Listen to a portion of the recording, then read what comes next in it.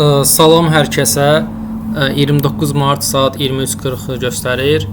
Mən bu gün sizə maraqlı bir-iki şey haqqında danışacağam.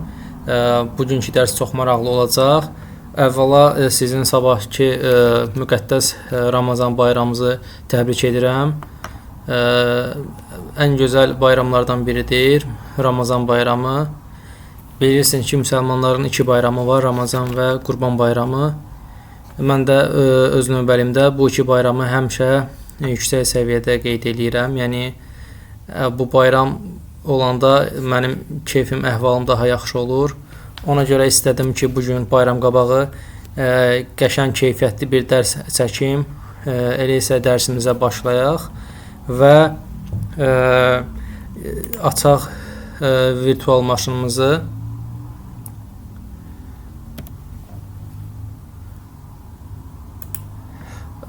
Bunu belə eləyək. Bir saniyə. Aha. Dostlar, xatırlayırsınızsa, mən keçən dərsdə Sticky Bit mövzusunda bir yerdə ilişmişdim. Əslində ilişmişdim deyəndə orada bir şey var, mən orada onu unutmuşdum. Əslində Sticky Bit haqqında tam ətraflı və doğru məlumat vermişdim və o məlumatı təzədən yenə xatırladıram.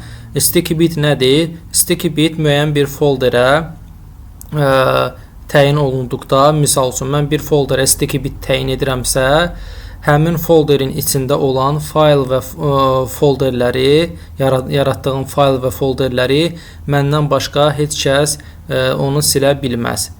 Yəni belə deyim də, mən Rəşid adında bir folder yaratmışam, ora full permission vermişəm, 777 read, write, execute və ora əlavə olaraq da mən sticky bit təyin etmişəm və o folderin içində çoxlu fayl və yaxud da folderlər yaratmışam. Mənim özümdən başqa mənim yaratdığım o fayl və folderləri heç kəs silə bilməz. Mənim yaratdığım faylda kimsə girib dəyişiklik eləyə bilər, lakin onu silə bilməz. Bax belə, indi isə onu göstərim. Keçən dərs mən sticky bit mövzusunu izah etdikdən sonra əyani şəkildə göstərdiyim zaman nəyi unutmuşdum, onu izah eləyim. Xatırlayırsınızsa, mən orada value üzərinə girib,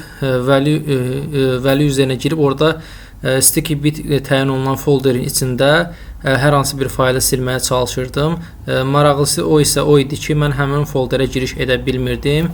Bunun səbəbini indi izah edəcəm. Əvvəlcə ll edək və göstərim ki, burada stick folderi var və hal-hazırda ora sticky bit təyin olunub. Sticky bitin necə təyin olduğunu göstərmək üçün əvvəlcə sticky biti yığışdıracağam. O isə bu cür idi. Change mode -t ilə yığışdırıram. Əlavə edəndə -t ilə əlavə edirik. Mən indi hal-hazırda yığışdırıb, sonra təzədən sticky bit təyin edəcəm. Stick folderindən yığışdırdım və ll etdikdə görürük ki, sondakı -t getdi. Və gördüyünüz kimi bu stick folderinin icazəsi 777-dir, yəni full permission'dır. Gəlin indi bu stick folderinə sticky bit təyin edək.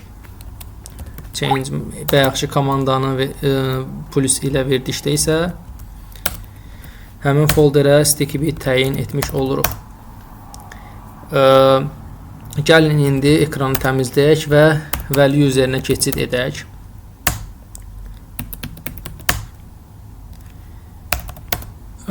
Gördüyünüz kimi burada stick folderi var və səbəb nə idi? Mən o stick folderin içinə cd ilə keçə bilmirdim. Səbəb isə odur, mən burada ll-d edib home valley, yəni valleynin home direktoriyasının permission'a baxmamışdım. Burada deməli ancaq 700 idi bu home valleynin permission'ı. O isə o demək idi ki, valleydən başqa heç kəs home valley'ə giriş edə bilməz. Mən isə bura nə etdim? Bura mən 755 permission'ı verdim. Yəni həm qrupa, həm də othersa read və execute etmək imkanı verdim. Bunu verdiyimə görə mən artıq gəlin birinci ll edək, cd stick folderinə keçid edə bilirəm. və ll etdiyim zaman burada görürük ki, fayl 1 və fayl 2 folderləri var. Və bunun da görürsünüz ki, owner-i Red Hat 9 userdir, qrupu da Red Hat 9-dur. Gəlin indi fayl 2-ni silməyə çalışaq. Misal üçün rm-rf fayl 2. Görürsünüz, cannot remove file 2 operation not permitted. Yəni icazə verilmir, yəni bunu silməyə. Çünki bu fayl 1 və fayl 2-ni Red Hat 9 useri yaradıb. Gəlin indi buradan biz exit eləyək. Ekranı təmizləyək. Gəlin indi mən hal-hazırda Red Hat 9 üzərindəyəm. Stick folderin içinə girək. Girdim. Və bu stick folderində ll edək. Görürük ki, bizim yaratdığımız fayl 1, fayl 2 var və fayl 2-ni silməyə çalışaq. Təbii ki, bunu silə biləcəyik, çünki bu fayl 1 və fayl 2-ni biz yaratmışıq. Sildi və ll etdiyim zaman gördük ki, fayl 2 buradan silindi. Gəlin indi buradan exit edək. Daha doğrusu bunu ekranı təmizləyək və value üzərinə keçid edək. Value üzərinə keçid etdikdən sonra yenə ll edək. Daha doğrusu hal-hazırda bu stick folderində çıxış eləyək. Və ekranı təmizləyək, ll edək. Biz indi isə stick folderinə keçid edək. Yəni ekranı təmizləyək, ll edək. Və biz burada yeni bir fayl yaradaq. Adını qoyaq touch file 3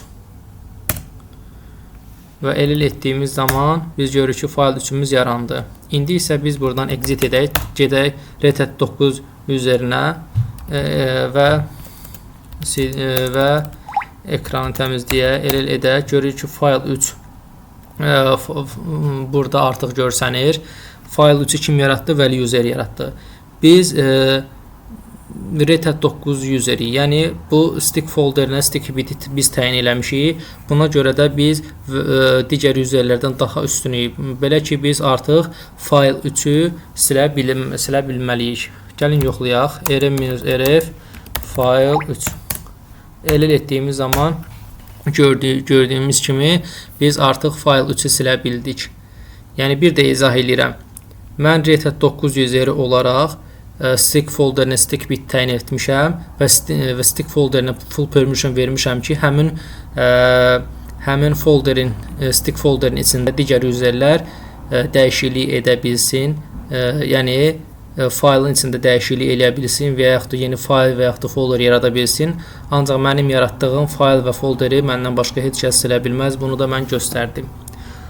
Bununla da sizə verdiyim sözü tutmuş oldum. Sadəcə keçən dəfə dərsi indiki kimi gec saatlarda çəkdiyim üçün biraz yorğunluq var idi. Ona görə yadımdan çıxmışdı o permission məsələsi. Gəlin buradan CD eləyək, çıxış eləyək və ekranı təmizləyək. Deməli yoldaşlar, biz istifadəçi, yəni userlərin yaradılmasını göstərmişdim. Amma bu istifadəçi yaradılmasının daha advanced səviyyədə, daha yəni ətraflı izah etməmişdim. Bu isə məndə həmişə ağlımda qalırdı ki, bunu mən sizlərə tam detallı izah etmədim. Bu gün isə bu mövzuya değinəcəm, toxunacam. Gəlin başlayaq. İstifadəçinin yaradılmasının daha ətraflı nümunəsini biz göstərim sizə. Burada mən slayd hazırlamışam. Bugün bu mövzulara baxacağıq. Göstərim sizlərə. Çox maraqlı dərs olacaq.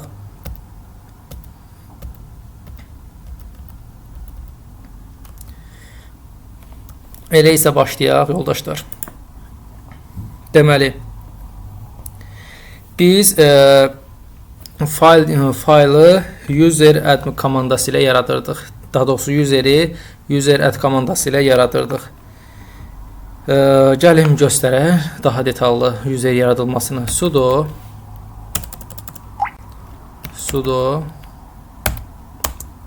user add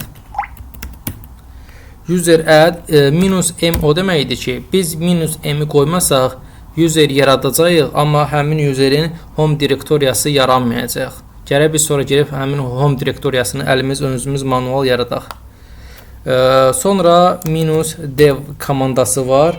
-d isə bu o deməkdir ki, default olaraq home direktoriyasının yerini dəyişirik. Yəni biz misal üçün Red Hat 9 useri olaraq hər hansı bir useri yaratdığımız zaman, misal üçün vəli useri yaradanda -m yazırıq və -d ilə -d yazmasaq, -m yazsaq, bizim yaratdığımız vəli userinin home direktoriyası avtomatik olaraq home vəli olacaq. Biz əgər istəsək ki, vəli userinin home direktoriyası home vəli olmasın, bizim təyin etdiyimiz hər hansı bir direktoriya olsun, bu zaman isə -d-dən istifadə edirik. Gəlin davam edək. Misal üçün olsun nə olsun?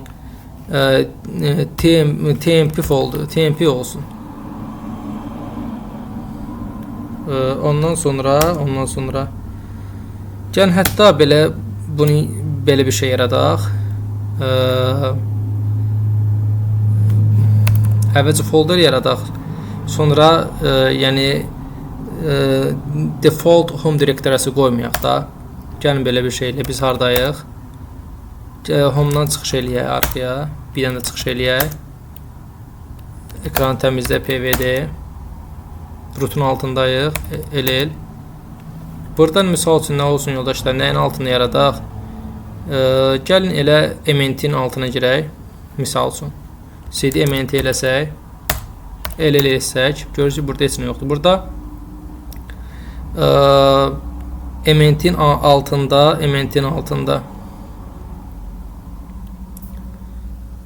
pvd eləsək /mnt'nin altında biz folder yaradaq. Olsun nə olsun? mnt data mekdir data. Sudo yazmamışıq. Sudo yaratdıq.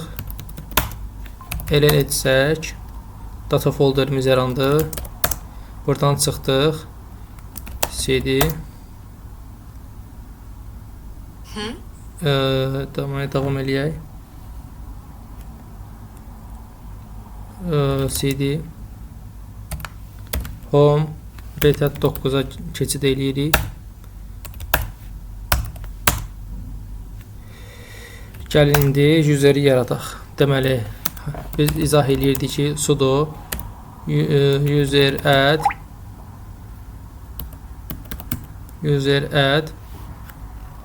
-m o deməkdir ki home direktoriyası yaransın. -d isə o deməkdir ki default home direktoriyasını biz dəyişirik. Başqa biz nə istəyiriksə onu təyin edirik. Misal üçün olsun MNT-nin altındakı data folderi. Sonra -s isə o demək idi ki həmin yaratdığımız userin shell'i nə olsun? Biz istəyirik ki 1005 shell'i olsun. 1005 shell'i olsun. Sonra yoldaşlar balaca g o deməkdir ki bu həmin userin primary qrupu nə olsun. İndi birazdan userlərin primary və secondary qrup haqqında tam ətraflı məlumat verəcəm. İndi isə sadəcə user yaradan bir dəfəlik user yaradan zaman hansı komanda ilə onun primary qrupunu təyin edə bilirik, onu göstərirəm. Bunu -g komandası ilə icra edirik. Misal üçün -g ilə versək olsun bunun primary qrupu olsun, nə olsun? Azər olsun. Biz Azər user yaradacağıq. Ona görə istəyirik ki bunun primary qrupu Azər olsun. Secondary qrupunu biz g ilə yaradırıq. Misal üçün biz istəyirik ki bunun secondary qrupu Baycan olsun. Misal üçün düzdür, Baycan qrupu yoxdur. O qrupu da biz yaradacağıq. Qrupların necə yaradıldığını da göstərəcəm. Sonra davam edirik. Bundan sonra gəlir -c komandası. Bu -c o deməkdir ki həmin user haqqında biz özür istəyirəm, çaşıb enter bastım. -c isə o deməkdir ki həmin user haqqında biz kommentariya əlavə edə bilirik. O kommentariyanı da biz dırnaq içərisində yaza bilərik ki daha səliqəli olsun. Misal üçün olsun Azərbaycan is a new user. Qoyduq. Düzdür yoldaşlar. Ondan sonra hansı minus u var. Minus u isə o deməkdir ki, bizim yaradacağımız userin user ID-si nə olsun? Bu user ID-ni biz əgər 0 yazsaq, bu o deməkdir ki, biz həmin yaratdığımız userin user ID-si 0 yazdıqda ona root olaraq təyin etmiş oluruq. Bu isə qəti qadağandır. Normal istifadəçi user ID-ləri 1-dən 999-a qədər olur. 1000-dən o tərəfə isə, 1000 plusdan isə o tərəfə isə, daha doğrusu 1-dən 999-a qədər sistem istifadəçiləridir. 1000-dən yuxarı isə adi istifadəçilərdir. Misal üçün, yaratdığımız Azər üzeri kimi adi istifadəçilərdir və yaxud da vəli üzeri kimi. Amma 1-dən 999-a qədər isə sistem üzerləri təyin etmiş oluruq. İndi minus u yazdım. Bu isə o deməkdir ki, mən bura user ID təyin etməliyəm. Minus u da yazmasam, özü avtomatik sıradakı növbəti user ID nədirsə onu təyin edəcək. Amma mən əgər istəsəm ki, özündən hər hansı bir user ID təyin etmək istəsəm, misal üçün 2000 yazsam, bunun user ID-si 2000 olmuş olacaq. Ondan sonra nə gəlir yoldaşlar? Ondan sonra deməli minus e komandası var. Minus e isə o deməkdir ki, həmin bizim yaratdığımız userin son istifadə tarixini müəyyən etmiş oluruq.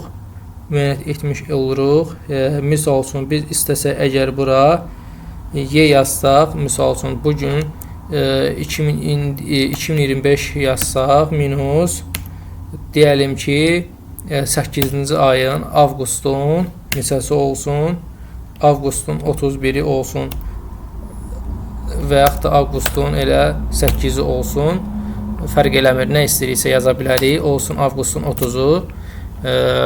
Avqustun 30-u bu istifadəsinin son istifadə tarixi bitəcək, yəni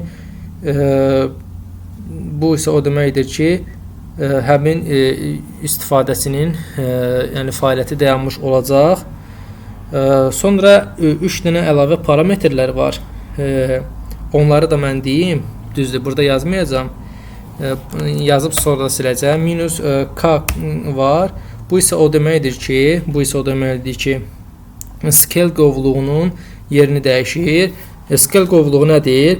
Useri default konfigurasiya fayllarını biz hər hansı bir user yaradanda onun default konfigurasiya faylları olur. O isə etc scale belə göstərim sizə, etc scale folderində yerləşir. etc scale folderində yerləşir. Daha doğrusu faylında yerləşir. Əgər minus k yazsam, mən bu yəni pəsin yerini dəyişdirə bilərəm. Yəni istəmirəm ki, etc scale faylında olsun. Hər hansı bir mənim yaratdığım faylda istəyirəm ki, təzə yaratdığım userin default konfigurasiya faylları ora avtomatik yüklənsin. Zaten mən minus k yazmasam, o etc scale yazacaq və oradan sonra da götürüb onu istifadəçinin userin home direktoriyasına avtomatik kopyalayacaq. Sonra yoldaşlar minus p var, minus p. User yaradanda şifrə təyin edə bilərik. Məsələn, nəsə şifrə yaza bilərik. Amma bu məsləhət görülmür və təhlükəsizlik baxımından çox təhlükəlidir. Nəyə görə? Əgər biz elə etsə, bu cür yaratsaq, user yaratdığımız zaman bu şifrəni həm açıq şəkildə yazmış oluruq. Bu da həm loqlarda, həm də proseslərdə görsənəcəkdir. Bu da təhlükəsizlik boşluğudur. Minus r bir də var, balaca r. Bu isə sistem deməli, sistem user yaratmaqdır. Və dediyim kimi 1-dən 999 aralığında hər hansı bir sistem üzeri yarada bilirik. Amma bizlərə onlar lazım deyil. Bizlərə mən burada indi hal-hazırda ekranda gördüyünüz deməli dəyərlərlə biz üzerə tam ətraflı, detallı dəyərlər, məlumatlar girə bilərik və ən axırda da bunları yazdıqdan sonra hansı üzeri yaratmaq istəyirsə, həmin userin adını yazırıq və enteri vururuq. Və məndən Retet 9 userin şifrəsini istəyir və şifrəni yazdıqdan sonra nə deyir? Qrup Azər does not exist. Mən bayaq dedim ki, Azər qrupu yoxdur. Onu mən yaratmalıyam. User deməli Azər qrupu da necə yaradırıq? Sudo group add komandası var. Group add Azər qrupunu yaradırıq. Və Azər qrupu yaratdığımıza görə biz artıq bayaqki komandanı istifadə edərək Azər userini yarada bilərik. Enteri basdıqda isə nə deyir? Qrup Estağfurullah, mən səhv yaratdım. Azər qrupu yox. Burada qrupu mən bəli, nə Azər qrupu var, nə də Baycan qrupu var. Mən Baycan qrupunu da yaratmalıyam. Ona görə də Baycan qrupunu yaradıram. Baycan qrupunu yaradıram. Baycan qrupunu yaratdıqdan sonra artıq heç bir mane olmamalıdır bizim bu Azər userini yaratmağımız üçün və enteri bastığımız nə deyir? Hemen data already exists. No copying file scale directory into it.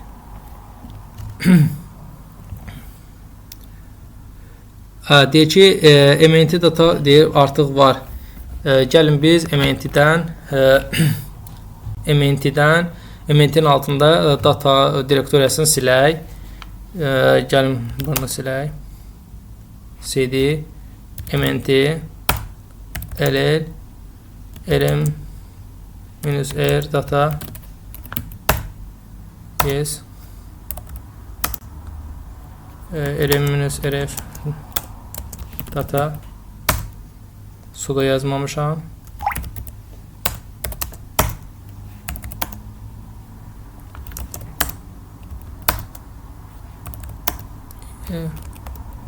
İndi isə bayaqki komandanı verək. Məncə artıq heç bir mane olmamalıdır. Azər üzeri already exist. Əslində bayaq yaradılmışdı. Sadəcə o aşıbqa kimi, bildiriş kimi vermişdi.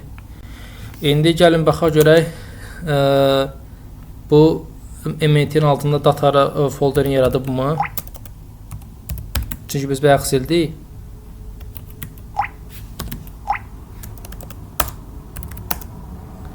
Yaratmayıb. Amma Azər üzeri yaranıb. Gəlin belə eləyək.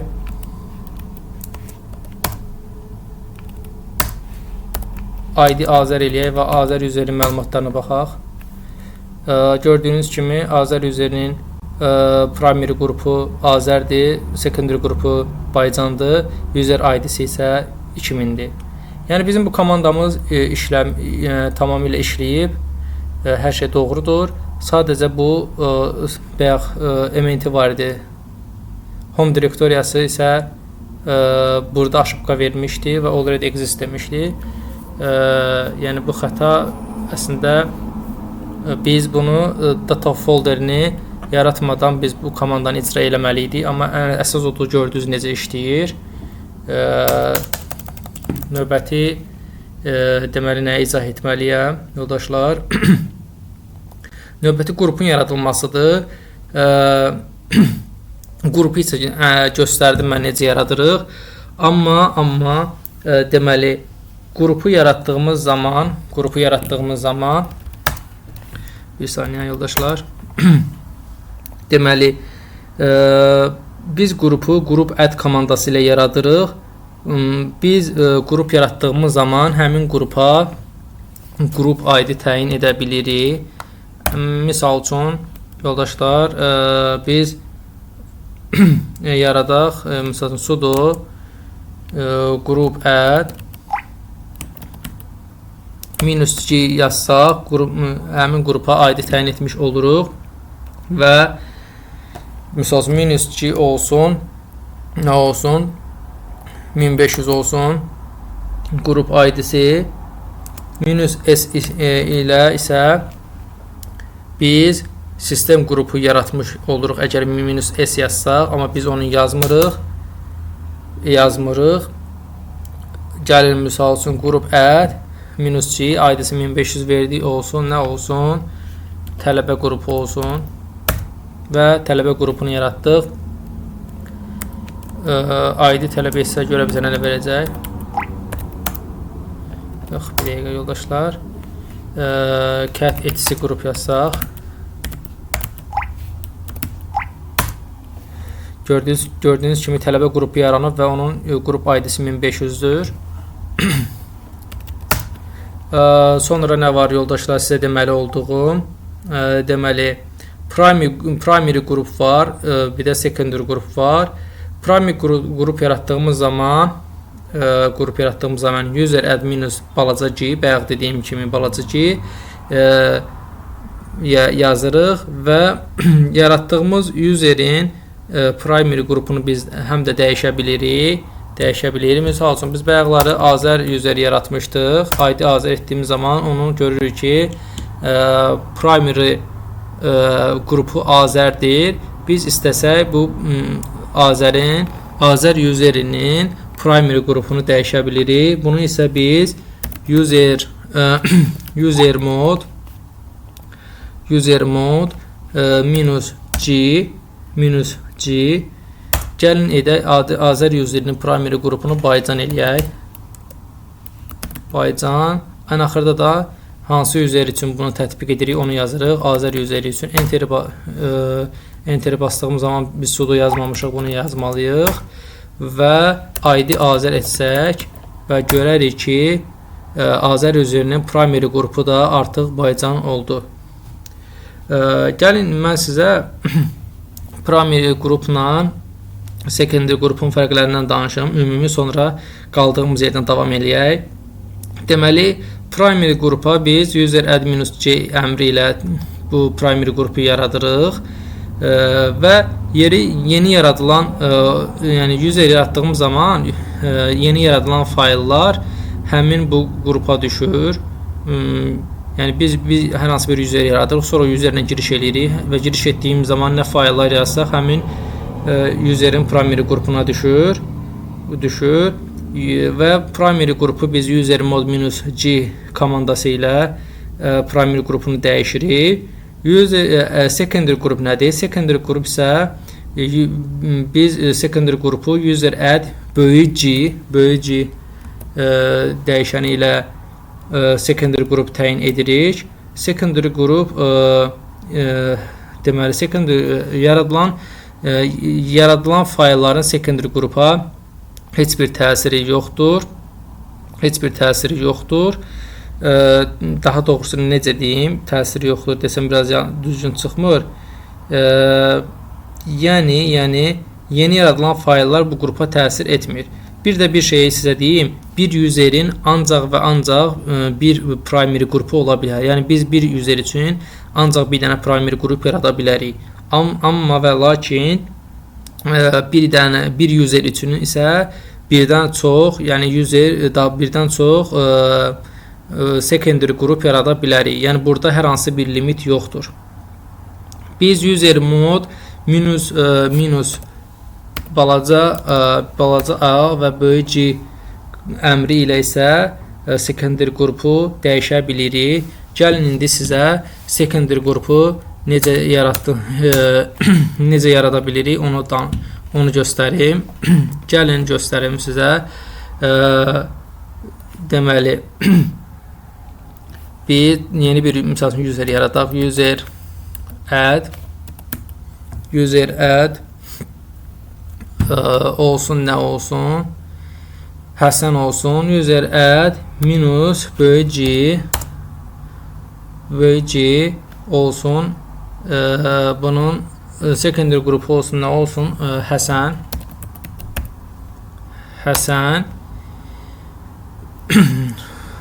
və userin adı da olsun Nadir olsun. Enter bastığımız zaman biz yenə təbii ki sudo komandasını yazmağı unutmuşuq, çünki root useri deyilik. Nə deyir? Həsən qrupu does not exist. Təbii ki bu normaldır, çünki Həsən qrupu yaratmamışıq. Gəlin biz əvvəlcə Həsən qrupunu yaradaq. Sudo group add qrupu biz group add komandası ilə yaradırdıq. Olsun Həsən qrupu, yəni Həsən. Yaratdığımız zaman artıq bu komandanı verdiyimiz zaman nadir user yaratmış oluruq və yaratdığımız nadir userin secondary qrupunu biz həsən edirik. Bunu da görmək üçün ID nadir yazdığımız zaman görürük ki nadir qrupunun primary qrupunu avtomatik özü nadir eləyib və secondary qrupunu isə həsən edib. Biz əgər istəsək bu yaratdığımız nadir userinin secondary qrupunu dəyişə bilirik. Bu secondary qrupu isə biz user mod minus balaca A o deməkdir ki add, G isə o deməkdir ki secondary qrupu təmsil edir minus AG komandası ilə gəlin eləyək nadir userinin secondary qrupunu Baycan eləyək. Baycan və hansı user üzərində bunu tətbiq etmək istəyiriksə o həmin userin adını yazırıq nadir. Enteri bastığımız zaman yenə sudo yazmaq hər dəfə yaddan çıxır. Və ID nadir yazsaq görərik ki deməli ID nadir üçün ikinci secondary qrup yarandı və adı oldu Baycan. Görürsünüz yoldaşlar. Biz yəni əsas bunun secondary qrupu oldu Baycan. Biz birinci deməli secondary qrup Həsən yaratmışdıq. Sonra buna dəyişdik, elədik, nə elədik? Baycan elədik və gördüyünüz kimi Baycan Həsəndən qabağa keçdi. Yəni o deməkdir ki, Baycan Həsəndən daha üstündür. Nadir isə Baycandan üstündür, çünki primary qrupdur. Bu da belə yoldaşlar. Növbəti mən nəyi deməliyəm? Növbəti gəlin sizə mən gpassvd komandasından danışım. Gpassvd komandası ilə həm useri hər hansı bir qrupa əlavə edə bilirik, həm də həmin qrupa şifrə təyin etmiş oluruq. Gəlin bunu da mən sizə əyani şəkildə göstərim yoldaşlar. Deməli belə eləyək. Sudo gpassvd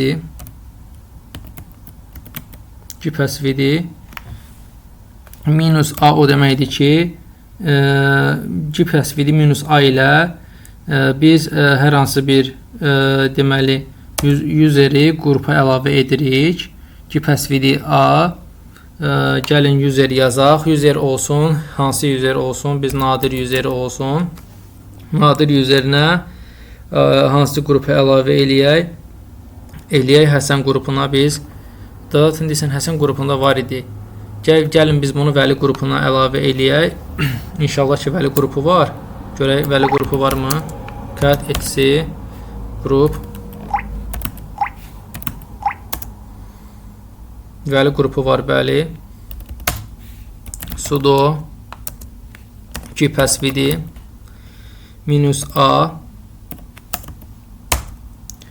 nadir useri hansı useri yaradıq, ona hansı useri tətbiq ediriksə onu yazırıq və qrupun adı olsun Vəli qrupu.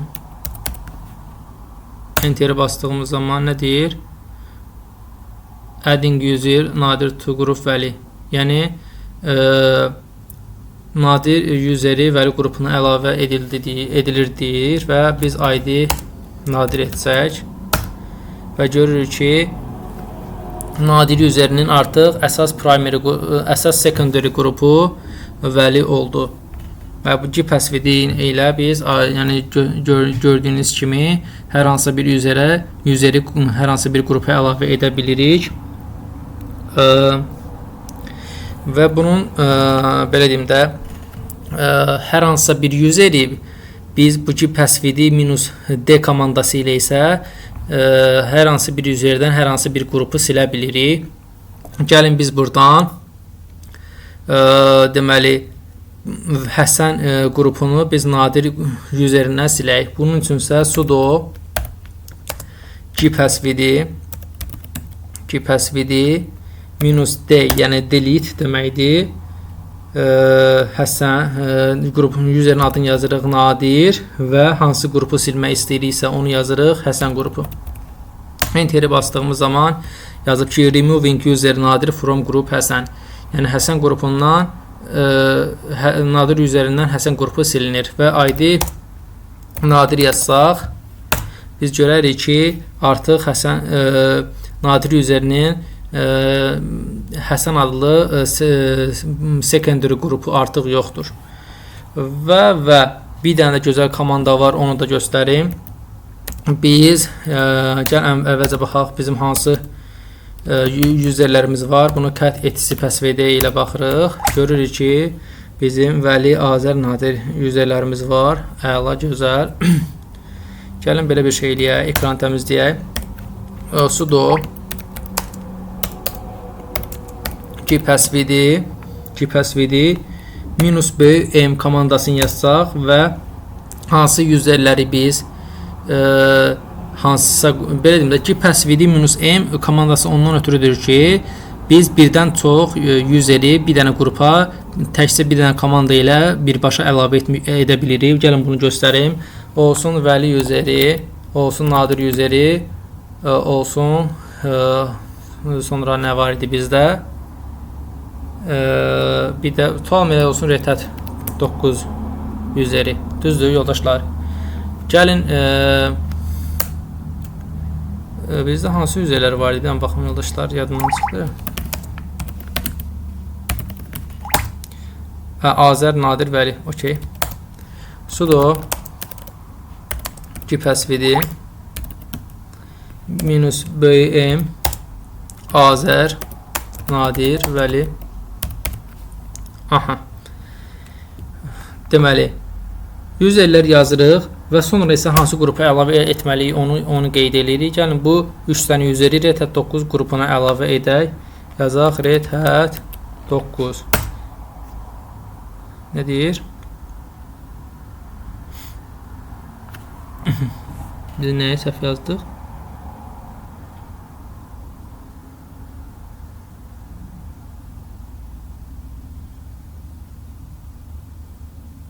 Düz yazmışıq aslında.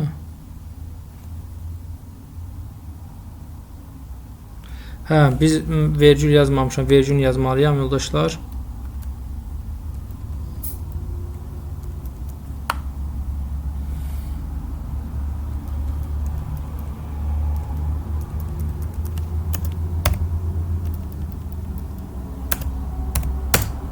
Aha.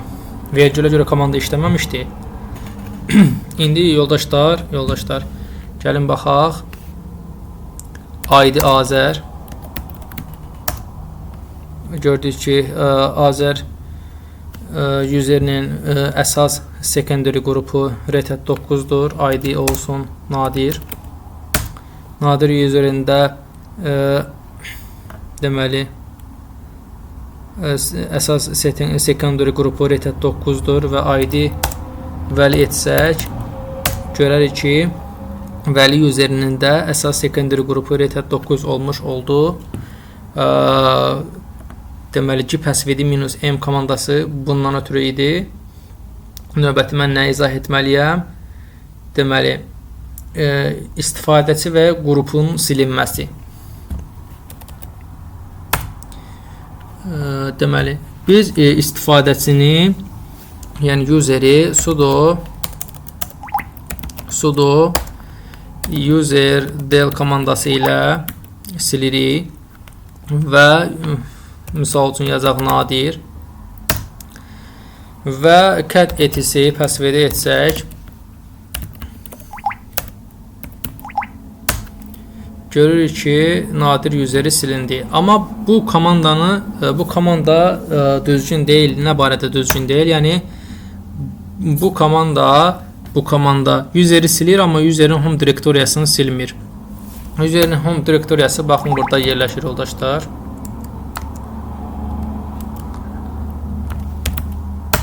Gördüyünüz kimi biz Nadir userini sildik, amma Nadir userinin home direktoriyası qalır. Və biz də bunu daha doğru necə silə bilərik? Yəni bir useri daha deeply, yəni dərinlənməsinə, yəni hər yerdən silmək üçün rekursiv olaraq silməliyik. Bunu da sudo userdel -r nadir yazılmalıyıq. Deyir nadir userdel nadir user does not exist deyir.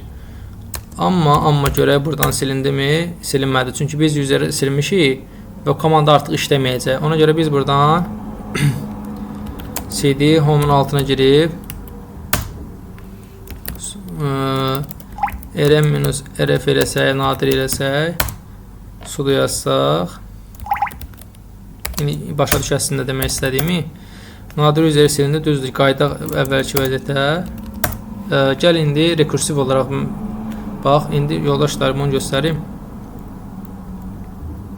Görürsünüz burada vəli üzeri var. Vəli üzerinin daha doğrusu reset 9 okey. Biz gəlin belə bir şey göstərim sizə. Bir dənə user yaradaq, onun home direktoriyası ilə, misal üçün user sudo user add -m komandası ilə biz onun home direktoriyasını təyin edirdik. Olsun, nə olsun, sudo user add olsun Ceyhun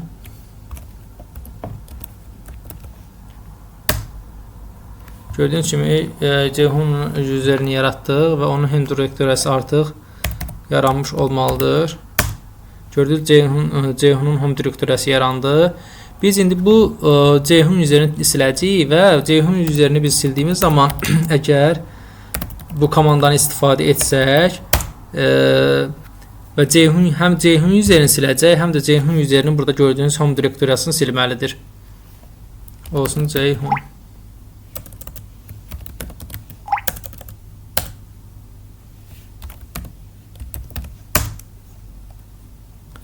Və bu komandanı təcrüdən icra eləsək, görək ki, artıq Ceyhun adlı home direktoriya yoxdur. Biz qrupu necə silə bilirik? Qrupu isə sudo group del komandası ilə silə bilirik. Gəlin əvvəlcə baxaq bizdə hansı qruplar var. Gəlin misal üçün biz buradan Baycan qrupunu silək. Sudo user daha doğrusu grup del Baycan. Deyir ki biz deyir deməli Baycan qrupunu silə bilmirik. Çünki Baycan Azərin deyir primary qrupu, Azərin primary qrupu nədir? Deyir şeydir. Baycan nədir? Baycan deyir Azərin primary qrupudur. Gəlin onda yoldaşlar biz Azər üzerindən Baycan qrupunu silək. Biz bunu göstərmişdik, necə silirik. Deməli yoldaşlar, biz bunu silmək üçün primary qrupu silmək üçün sudo user mode və göstərdiyim kimi bir dənə komanda vardı. User mode deməli gəlin hətta silməyək. Azər üzerinin primary qrupunu dəyişək. Sudo user mode -g olsun. Nə olsun yoldaşlar? Olsun reset 9. Reset 9 olsun Azər. Və artıq Azər üzerinin ID Azər isə Azər üzerinin görürük ki primary qrupu oldu reset 9 və artıq biz sudo group del Baycan komandası ilə Baycan qrupunu silə bilərik və enter bastığımız zaman artıq Baycan qrupu silinmiş oldu və bunu da biz cat etc qrupa yazsaq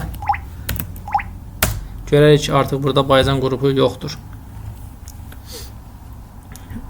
Sonra nə qaldı, biz nələr deməliyik? Qrupu silməyi dedik, useri silməyi dedik. Gəl indi sizə etc passwd faylından danışım yoldaşlar. etc passwd faylı nədir? etc passwd faylı userlərin məlumatlarını saxlayan əsas bir fayldır. Hansı ki, hər bir istifadəçi üçün bir sətr mövcuddur orada və həmin sətrin içində yaradılan həmin userin haqqında olan müxtəlif məlumatlar yer alır və mən burada yoldaşlar sizə göstərim. Burada bir dənə nümunə göstərmişəm. Harada idi o? Bir dənə baxım. Bir dənə nümunə göstərmişəm. etc passwd faylın strukturuna burada yəni izah edeyim. Sonra da əyani şəkildə göstərəcəm. Deməli burada 7 hissəyə bölünür. Birinci hissə yoldaşlar istifadəçinin adıdır. Gördüyünüz kimi user 1 useridir. Sonra burada x duran hissə isə şifrədir. Bu deməli SHA-512 ilə şifrələnir adətən və o düşür etc shadow faylına. Mən birazdan etc shadow faylı haqqında da və onun istifadəsi haqqında da ətraflı məlumat verəcəm sizlərə. Və ondan sonra gəlir user ID-si. Bu birinci gördüyünüz həmin userin user ID-sidir. İkinci isə qrup ID-sidir. Qrup ID-sidir. Ondan sonra gələn isə deməli həmin istifadəçi haqqında məlumatdır. Yəni kommentariya hissəsidir. Burada gördüyünüz kimi user 1 yazılıb kommentariya hissəsi olaraq, yəni istifadəçi user haqqında olan məlumat olaraq. Sonra burada gördüyünüz həmin userin home direktoriyasıdır. Home user 1 və ondan sonra isə həmin userin shell-idir və 1005 shell-i olduğunu biz artıq burada görmüş oluruq. Burada da hamısını yazmışam. Görürsünüz yoldaşlar. Sonra etc passwd faylın istifadəsi nə üçündür? Onu da dedim. İstifadəsi haqqında məlumatları saxlayır. Yəni istifadəçi daxil olmaları idarə etmək üçün də istifadə olunur. Həmçinin administratorlar bu fayla baxaraq istifadəçi haqqında ətraflı məlumat əldə edə bilirlər və təhlükəsizlik baxımından da belə söhbət edək. etc passwd faylında oxuma icazəsi olan hər bir kəs bu etc faylın içinə girib istifadəçilər haqqında məlumat əldə edə bilər, ancaq şifrələri görə bilməz. Daha doğrusu necə görə bilməz? Görər, amma gördükləri şifrələr isə həşlənmiş şəkildə olur. Yəni SHA-512 formatında şifrələnmiş olur və yalnız root istifadəçi bu faylı oxumağa icazə verilir. Nəyə icazə verilir? Çünki bu belə deyim də həmin şifrələr, həşlənmiş şifrələr etc shadow faylında saxlanılır və həmin etc shadow faylında ancaq root useri bu faylı oxumağa icazə verilir. Yəni başqa user əgər bunu etc shadow faylının içinə girib oxumaq istəsə, root userinin şifrəsini bilməlidir ən azından. Gəlin sizə mən bu etc passwd faylını göstərim.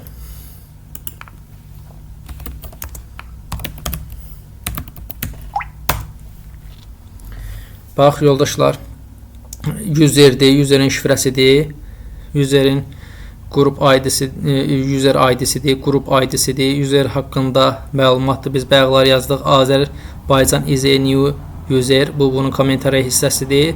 Ementi data onun home direktoriyasıdır və onun shell-idir. Bu da belə yoldaşlar.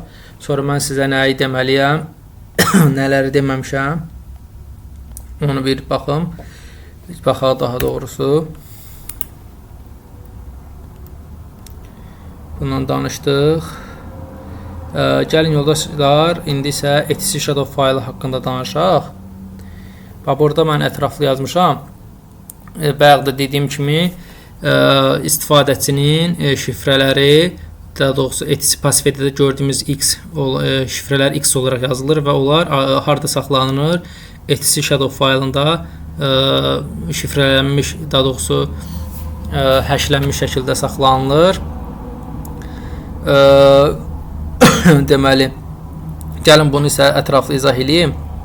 Bax, burada görürsünüz yoldaşlar, birinci dəyər istifadəçinin adını göstərir. Məsəl üçün vəli istifadəçisi. Ondan sonra gələn bu uzun bura qədər olan hissə deməli həmin userin şifrəsinin həşlənmiş variantını göstərir sizdə, formasını göstərir. Ondan sonra gələn hissəsi isə deməli son istifadə tarixini göstərir, gün olaraq göstərir. Ondan sonra isə şifrə üçün minimum yaşı göstərir. Yəni istifadəçinin şifrəni dəyişdirmək üçün minimum vaxt 7 gündür. Ondan sonra yoldaşlar burada gələn 90 nədir? 90 həmin şifrə üçün maksimum yaşdır. Yəni istifadəçinin şifrəni dəyişdirmək üçün maksimum 90 gün tələb olunur.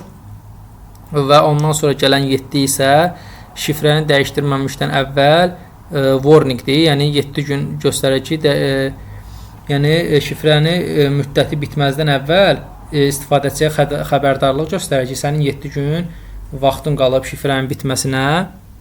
Ondan sonra gələn 30 nədir? 30 isə şifrə bitdikdən sonra təxir salma vaxtıdır. Bu da 30 gün olaraq göstərilir. Və ən sonda gələn isə hesabın, yəni userin son istifadə tarixidir. Son istifadə tarixini də gün olaraq göstərib burada. Və ən axırda boş qalan hissə isə 2 nöqtədən sonra boş qalan hissə adətən boş olur. Bu isə rezerv edilmiş sahə sayılır və bu adətən boş qalır. Burada mən hətta bir dənə nümunə göstərmişəm. Baxın, burada yazmışam yoldaşlar. Vəli userin adı vəlidir. Həşlənmiş variantı budur. Görürsünüz yoldaşlar. Şifrənin son dəyişdiyi gün olaraq göstərilib, tarix budur. 18.295 gündür. O da 2025-ci ilin mart 22-sinə təsadüf edir. Minimum yaş şifrə üçün 7-dir. Yəni şifrəni dəyişmək üçün ən az 7 gün gözləməlidir. Şifrə üçün maksimum yaş 90-dır. Yəni şifrə 90 gün ərzində etibarlıdır. 90 gündən sonra dəyişmək tələb olunur. Şifrə dəyişdirmədən əvvəl 7 gündür xəbərdarlıq. Yəni şifrə bitməmişdən əvvəl istifadəçiyə 7 gün əvvəl xəbərdarlıq gəlir ki, sənin şifrən 7 gün sonra yetəcək, yəni şifrəni istifadə etmək vaxtın. Sonra şifrə bitdikdən sonra təxirə salma 30-dur. Yəni nə deməkdir?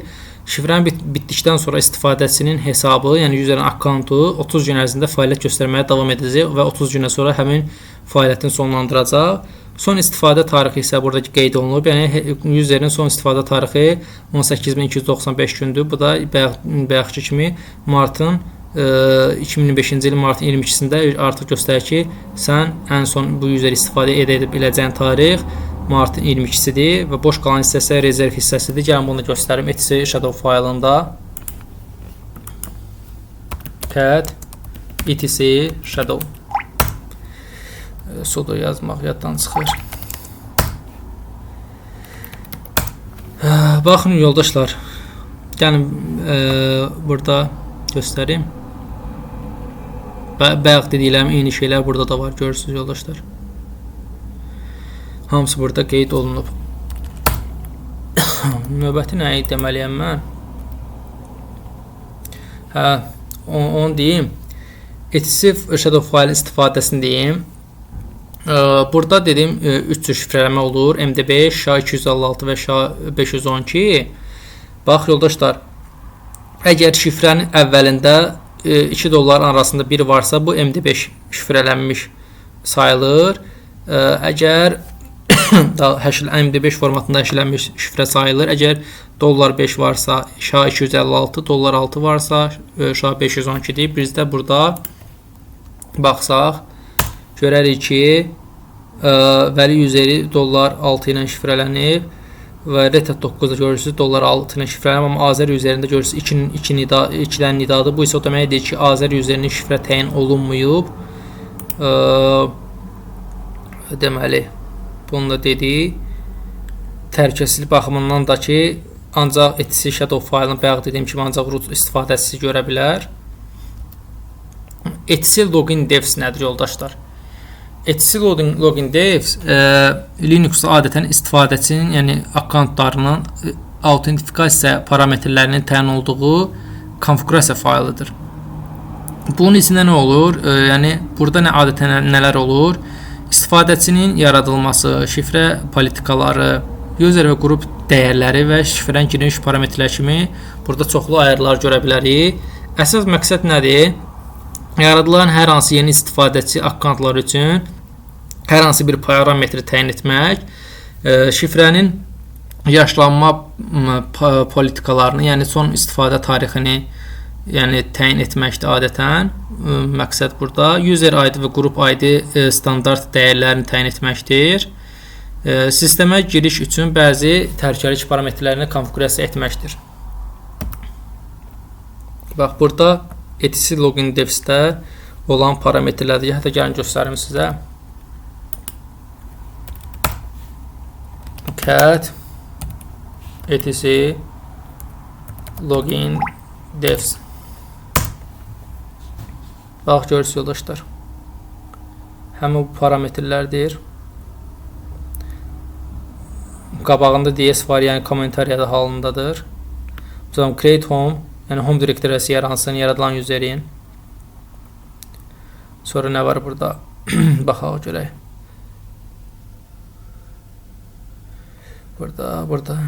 Gəlin bunu Vim'dən açın. Sudo etc login devs.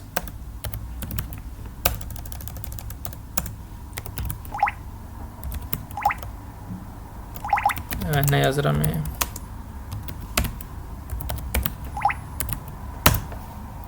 Baxın yoldaşlar, burada yəni hansı formatı şifrələməyi göstərir, onu göstərəcəm. Burada qeyd olunub.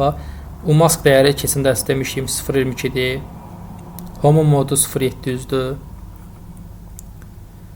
User ID-nin minimum yaş dəyəridir, maksimum yaş dəyəridir. Sonra burada şifrələmə metodu olmalı, onu göstərim sizə. 512 görürsünüz. Belə deməli dəyərlər burada qeyd olunub. Burada hamısını yazmışam ətraflı. Sonra və biz istəsək bu login devsin içinə girib bu dəyərlərdən hər hansı birini dəyişə bilərik. Misal üçün gəlin burada göstərir. Bayaq göstərdiyim var deyə istifadəçi üçün minimum yəni user ID dəyərini dəyişə bilirik. Misal üçün orada nə idi? Gəlin girək ora təzədən.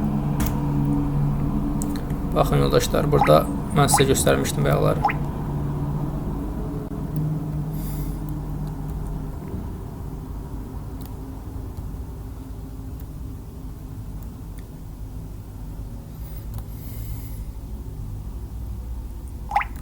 Harada idi?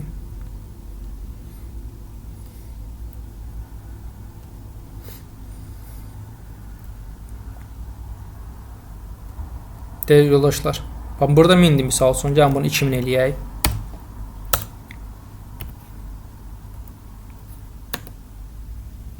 Və save edib çıxaq.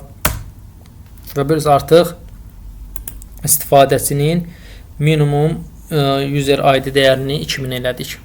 Yəni bu isə o deməkdir ki, bundan sonra yaradılan hər hansı bir user user ID-si 2000-dən başlayacaq. Gəlin bunu göstərim. Gəlin əvvəlcə vaxta qədər yaradılan userlərin user ID-sini göstərim. Specify faylına baxsaq, görərik ki 1000-dən başlayıb amma Azər üzeri 2000. Bu Azər üzərini 2000-i biz özümüz təyin etmişdik. Gəlin hətta belə bir şey eləyək. Bura girək, bunu 2000-i 3000 eləyək. Yəni göstərməkdən ötürü sizə.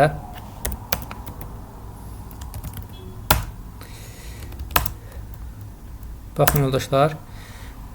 İndi isə yeni bir user yaradaq. Misal üçün sudo user add olsun, nə olsun? Rəşid user elə. Rəşid useri. Rəşid. Və cat it specify eləsək, görək ki, Rəşid useri artıq user ID dəyəri 3000-dən başladı. Mənə isə bu lazım deyil. Gəlin bunu qaytaraq əvvəlki ayarına. Yəni bunun mənası o deməkdir.